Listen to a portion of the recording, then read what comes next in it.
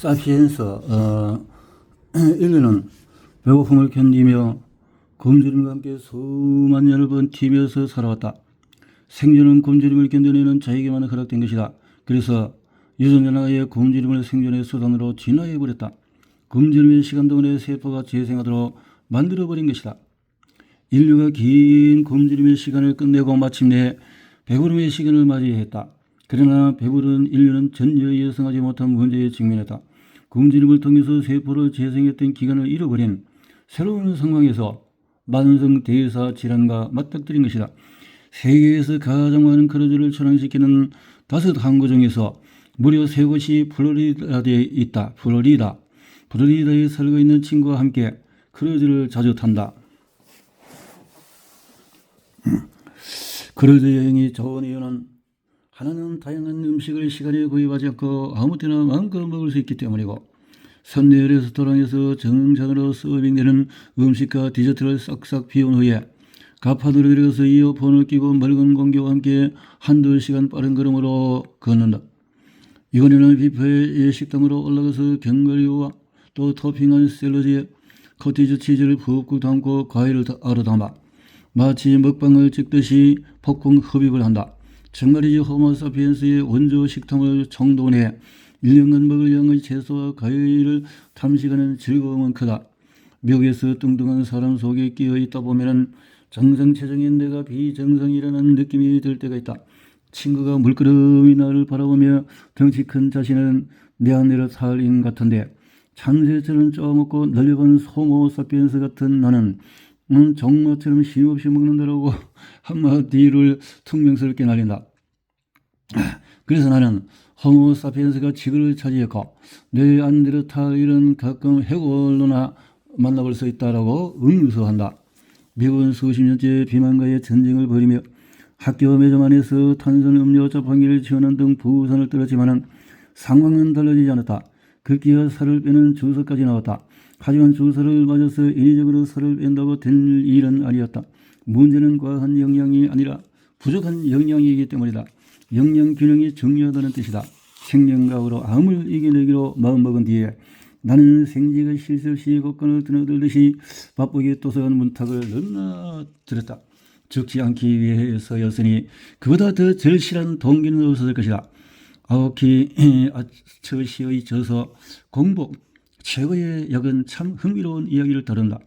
간헐적인 단식이 주는 유익을 파헤친 책인데 해서 이것은 2016년 오스미 요시노리 교수에게 노벨 생리의학상을 안겨준 세포 내 재활용 시스템인 오토파지 연구에 대한 실천적인 응용을 다루고 있다. 오토파지란 세포가 살아가는 데 있어서 불필요한 세포 구성 성분을 스스로 파괴하는 것으로 자가 포식을 뜻한다. 나도 몸 안에 불필요한 세포 찌꺼기를 스스로 먹어치우는 자가 포식 오토파지를 활성화하기 위해서 간헐적 단식을 하기로 마음먹었다.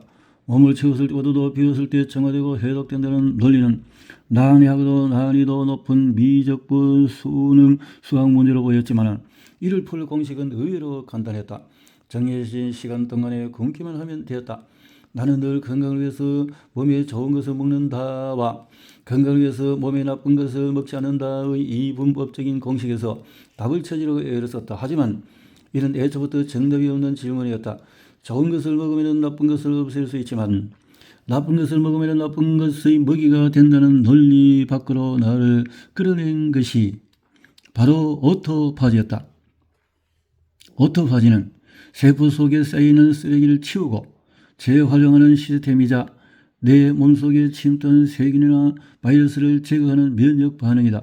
세포 속에 쌓인 쓰레기를 치우는 것으로 자가 포식을 활성화할 수 있다는 점에서 무병장수의 비결로 요시노리 교수는 정의한다.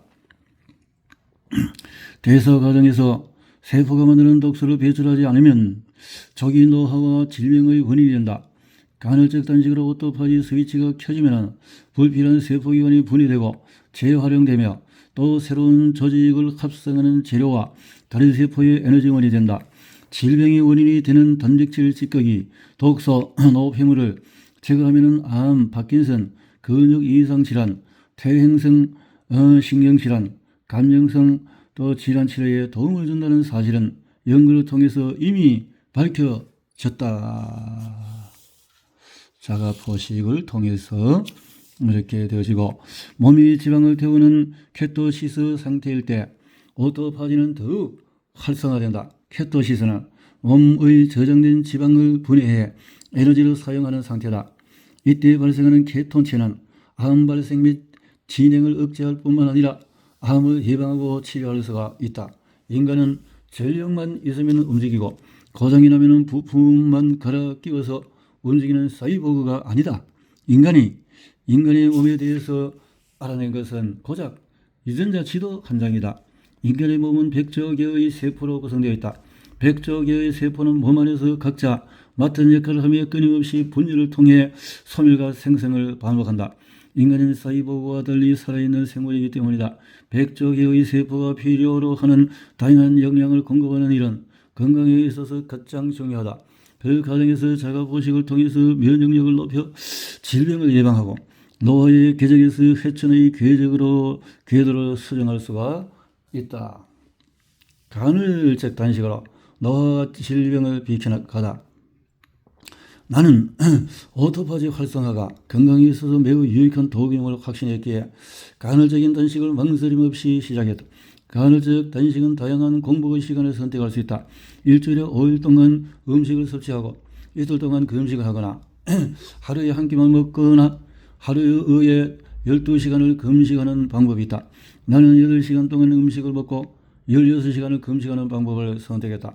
16시간 동안 금식을 하면 혈당과 인슐린이 바닥이 나고 지방을 태워서 에너지로 사용하는 케토시스 상태에서 케톤체가 분비된다. 케톤체는 몸 안에 염증을 없애는 등 여러 유익한 작용을 한다. 케토시스 활성화에는 운동의 역할이 매우 크다. 나는 하루 2만 보 이상 강도를 더해서 걷는 데 집중했다. 운동을 하지 않으면 몸은 지방을 태우지 않고 좀 더 쉬운 방법으로 근육 단백질을 에너지 대사에 사용하기 때문이다. 간헐적 단식 2달째, 여기까지 오는데 쉽지 않은 시간이었다. 오후 7시 전에 저녁 식사를 마치고 다음날 오전 11시에서 16시간 동안의 물 위에 음식을 먹지 않았다. 아침에 일어나서 오전 11시까지는 물을 마시는 시간, 최소한 2리터 이상의 물을 마신다. 오전 11시가 되면 가장 행복한 시간이 된다. 이 시간에 먹는 음식의 맛은 무엇이든지 최고이다. 16시간의 공복을 깨고 위장 안으로 들이는 음식은 무엇이든지 맛이 없을 수가 없다. 그렇다고 하루 첫 끼니를 위장 안에 마구잡이로 들일 수는 없다. 그래서 좋은 이렇게 생명이 있는 것으로 3개월이 지나면서 배가 들어가기 시작했다. 만나는 사람마다 살이 빠진 것 같은데 얼굴에는 생기가 돈다고 말한다. 배고픔을 견딘 보상이다.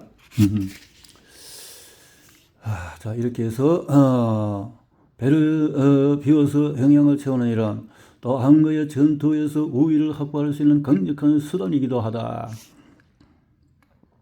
밀란 쿤데라의 소설 참을 수 없는 존재의 가벼움은 사랑에 관한 철학적인 담론을 담은 작품으로 유명하다. 이 소설의 밀란 쿤데라는 두 종류의 시간을 이야기한다. 하나는 끊임없이 반복하고 순환하는 시간으로 봄, 여름, 가을, 겨울을 지나 다시 봄으로 순환하는 원형의 시간이다.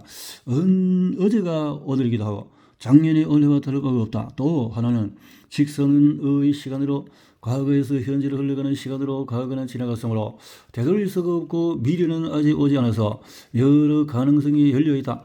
직선의 시간에서는 무엇이든지 새롭고 나아가기를 기대하는데 인간의 시선을 직선의 시간이라고 말한다. 소설 속의 반려견 카리니는 원형의 시간 속에서 때가 되면은 일어나고 산책하고 밥을 먹고 잠을 잔다. 카리닌에게 내일은 오늘처럼 행복하게 살면 그만인 시간일 뿐이다.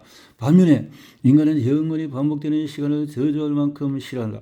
인간의 시간은 직선이고 직선의 시간을 살면서 오늘이 아닌 내일이 더 행복하기를 갈망하며 살아간다. 여기에는 치명적인 단점이 있다. 직선의 시간 속에는 생로병사가 존재한다는 것이다. 간헐적인 단식을 하면서 나는 직선의 시간이 아닌 원형의 시간을 산다. 매일매일 배고픔을 견디며 드러내는 원형의 시간 속에서 반복되는 일상을 맞이한다. 아침에 일어나서 물을 마셔서 몸 안의 찌꺼기를 걷어내고 밤새 마르고 건조해진 세포에게 생수는 타는 가뭄 속의 단비와 같다. 물을 마시고 나면 기분이 좋아지는 이유도 세포의 행복한 반응일 것이다. 견디는 배고픔 이면에 있는 유익은 반려견 카레닌처럼 시간에 생기를 넣어 행복으로 이끈다. 직선의 시간 끝에 있는 노화와 질병을 비켜 있는 것이 감사하다. 이렇게 반복되게 생명과학을 적용을 했네요.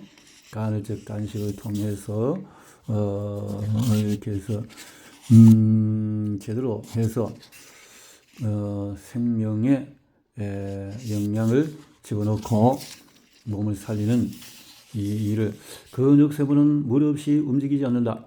물은 비타민, 미네랄, 지방, 탄수화물, 단백질을 태우는 연료 역할을 한다. 이러한 메커니즘을 통해서 에너지가 만들어지고 이 자원으로 세포에서 생명을 유지하기 위해 생체의 화학 반응인 신진대사가 일어난다. 활발한 대사는 강력한 면역을 만들어 몸 안에 있는 독소와 염증 그리고 질병을 몸 안으로부터 몸 밖으로 분리하는 동시에 몸 밖에서 끊임없이 침투하는 수많은 세균과 바이러스를 방어한다.